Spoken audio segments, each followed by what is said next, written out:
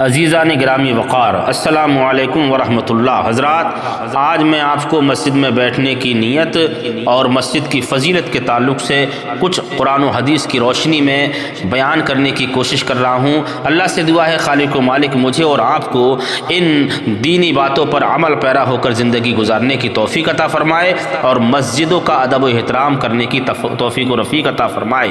جب بندہ مومن نماز پڑھنے کے لیے مسجد میں داخل ہو تو سب سے پہلے مسجد میں بیٹھ کر اعتکاف کی نیت کر لے۔ نفلی اعتکاف کی نیت اس طرح سے کریں: بسم اللہ الرحمن الرحیم، نویت سنت الاعتکاف، نیت کی میں نے سنت اعتکاف کی۔ یہ اردو میں ہے، نیت کی میں نے سنت اعتکاف کی، اور عربی میں اس طرح سے کہہ سکتے ہیں: نویت سنت الاعتکاف، نیت کی میں نے سنت اعتکاف کی۔ اس نیت و دعا کے بعد پڑھنے کے بعد مومن کو نماز، تلاوت اور ذکر کے علاوہ اعتکاف کا ثواب زائد اللہ تعالیٰ عطا فرماتا ہے، کیونکہ اعتکاف نفلی کے لیے روزہ شرط نہیں۔ حضرات محترم، ہم سب خدا کے محتاج ہیں۔ سچے مومن کو نماز اور تلاوت اور ذکر و فکر کے علاوہ خدا کے گھر میں خدائے بے نیاز سے گڑ گڑا کر دعا بھی کرنا چاہیے، کیونکہ ہم اسی کے محتاج اور اسی کے آستانے کے گدا ہیں، اور اللہ تعالیٰ کے سوا کوئی نہیں جو بندوں کی دعا اور پکار کو سنے اور بندوں کی دعا اور پکار کا جواب دے۔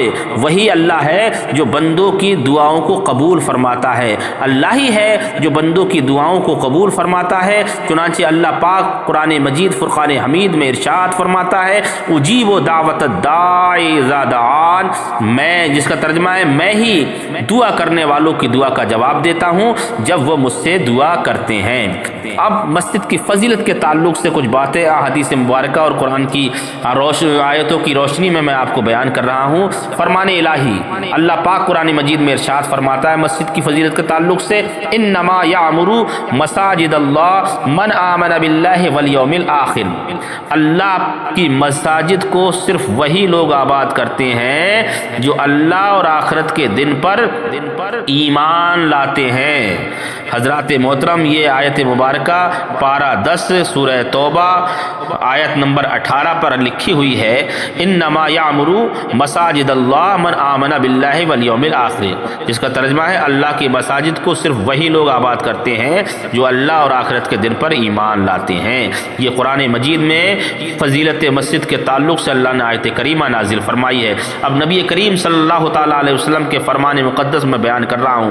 آقا کریم صلی اللہ تعالیٰ علیہ وسلم کا فرمان عالی شان ہے کہ جس شخص نے اللہ کی رضا جوئی کے لیے مسجد بنائی، اگرچہ وہ مسجد بھٹ یا تیتر کے بل کے برابر ہی کیوں نہ ہو، بٹیر یا تیتر کے بل کے برابر ہی کیوں نہ ہو، اللہ تبارک و تعالیٰ اس شخص کے لیے جنت میں محل بنا دیتا ہے۔ سبحان اللہ۔ فرمان نبی سرور کائنات صلی اللہ تعالیٰ علیہ وسلم ہے، نبی فرماتے ہیں جب تم میں سے کوئی مسجد سے محبت رکھتا ہے اللہ تعالیٰ اس سے محبت رکھتا ہے۔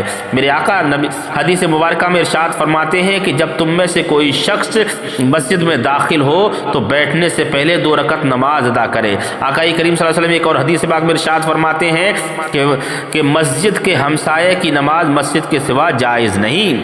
ایک اور ارشاد نبی ہے، آقا فرماتے ہیں صلی اللہ تعالیٰ علیہ وسلم کہ میں تم میں سے کوئی فرد جب تک جائے نماز پر رہتا ہے فرشتے اس کے لیے مغفرت و بخشش کی دعا کرتے رہتے ہیں اور کہتے ہیں، کس طرح سے کہتے ہیں اللہ کی بارگاہ میں فرشتے: اے اللہ اس پر سلامتی نازل فرما، اے اللہ اس نمازی بندے پر رحم فرما، اے اللہ اس نمازی بندے کو بخش دے۔ سبحان اللہ، سبحان اللہ۔ یہ دعائیں اس وقت تک جاری رہتی ہیں جب تک وہ کسی سے بات نہ کرے یا مسجد سے نکل نہ جائے۔ ایک اور حدیث پاک سنیے، بڑی عبرتناک حدیث پاک میرے آقا نے بیان فرمائی ہے۔ آقا کریم صلی اللہ تعالیٰ علیہ وسلم کا فرمان عبرت نشان ہے کہ آخر زمانے میں میری امت کے کچھ ایسے لوگ ہوں گے جو مسجدوں میں آئیں گے اور گروہ بنا کر دنیاوی باتیں کرتے رہیں گے اور دنیا کی محبت کے قصے بیان کریں گے۔ ان کے ساتھ نہ بیٹھنا، نبی فرماتے ہیں ان کے ساتھ نہ بیٹھنا، اللہ تعالیٰ کو ان لوگوں کی کوئی ضرورت نہیں۔ ایک اور حدیث پاک سنیے، آقا کریم صلی اللہ تعالیٰ علیہ وسلم فرماتے ہیں اللہ کا یہ ارشاد بعض الہامی کتابوں میں موجود ہے، جو کتابیں الہامی نازل ہوئی ہیں ان میں موجود ہے کہ زمین پر مسجدیں میرا گھر ہے اور ان کی تعمیر و آبادی میں حصہ لینے والے میرے زائر ہیں۔ پس خوشخبری ہے میرے اس بندے کے لیے جو اپنے گھر میں طہارت حاصل کر کے، پاکی حاصل کر کے میرے گھر میں میری زیارت کو آتا ہے، لہذا مجھ پر حق ہے کہ میں آنے والے زائر کو عزت و وقار عطا کروں۔ سبحان اللہ۔ سرور کائنات صلی اللہ تعالی علیہ وسلم کا ارشاد مبارک ہے کہ جب تک تم کسی ایسے آدمی کو دیکھو جو مسجد میں آنے کا عادی ہے تو اس کے ایمان کی گواہی دو۔ جناب سعید بن مسیب رضی اللہ تعالیٰ عنہ کا قول ہے، جو شخص مسجد میں بیٹھتا ہے گویا وہ اللہ کی مجلس میں بیٹھتا ہے، لہٰذا اسے بھلائی کے سوا کوئی اور بات نہیں کرنا چاہیے۔ ایک حدیث میں ابھی یہ بھی آیا ہے کہ مسجد میں دنیاوی باتیں نیکیوں کو اس طرح کھا جاتی ہیں جیسے جانور چارہ کھا جاتے ہیں۔ امام نخعی رضی اللہ تعالیٰ عنہ کا قول ہے، سلف صالحین نے فرمایا کہ بزرگان دین فرماتے ہیں کہ رات کی تاریکی میں مسجد میں آنے والے کے لیے جنت واجب ہوتی ہے۔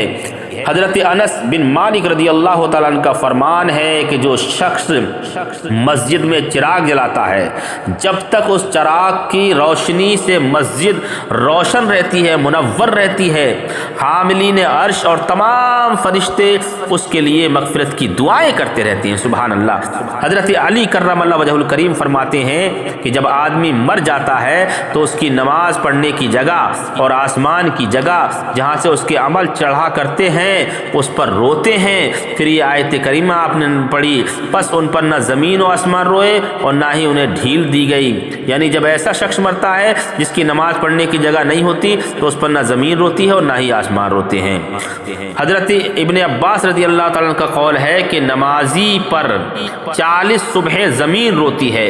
حضرت عطاء الخراسانی رضی اللہ تعالیٰ عنہ کا قول ہے کہ بندہ جب زمین کے کسی ٹکڑے پر سجدہ کرتا ہے تو وہ ٹکڑا قیامت کے دن اس کے عمل کی گواہی دے گا اور اس بندے کی موت کے دن وہ ٹکڑا روتا ہے۔ حضرت انس بن مالک رضی اللہ تعالیٰ عنہ کا قول ہے کہ زمین کا ہر وہ ٹکڑا جس پر نماز ادا کی جاتی ہے یا ذکر خدا کیا جاتا ہے وہ اردا گرد کے تمام قطعات، تمام حصوں پر فخر کرتا ہے اور اوپر سے نیچے ساتویں زمین تک وہ مسرت و شادمانی محسوس کرتا ہے، اور جب بندہ کسی زمین پر نماز پڑھتا ہے وہ زمین اور زمین پر فخر کرتی ہے۔ سبحان اللہ۔ اور یہ بھی کہا گیا ہے کہ کوئی جماعت ایسی نہیں ہے جو کہیں جا کر ٹھہرے مگر زمین کا وہ ٹکڑا جو ان کی قیام گاہ ہے یا تو ان پر سلامتی بھیجتا ہے یا ان پر لعنت بھیجتا ہے۔ اگر کہیں جماعت ٹھہری ہے اور وہ جماعت اللہ کی عبادت کر رہی ہے، اللہ کا ذکر کر رہی ہے، تو وہ زمین کا ٹکڑا ان کے لیے سلامتی کی دعائیں دیتا ہے، اور اگر ان پر نماز نہیں پڑھتے ہیں، گناہ کا کام کرتے ہیں، تو وہی زمین کا ٹکڑا ان پر لعنت بھیجتا ہے۔ حضرات محترم، یہ چند باتیں میں نے مسجد کے فضیلت کے تعلق سے بیان کی ہیں۔ اللہ تعالیٰ سے دعا ہے خالق و مالک ان تمام باتوں پر مجھے اور آپ کو عمل کرنے کی توفیق عطا فرمائے، اپنے آقا کے فرمان پر عمل پیرا ہو کر زندگی گزارنے کی توفیق عطا فرمائے۔ اگر ویڈیو اچھا لگے تو اسے لائک اور شیئر کر کے سبسکرائب کریں اور یہ دینی باتیں ہمارے تمام بھائیوں تک پہنچائیں۔ اللہ مجھے اور آپ کو زیادہ سے زیادہ نیک عمل کرنے کی توفیق عطا فرمائے۔ آمین ثم آمین۔ السلام علیکم ورحمۃ اللہ۔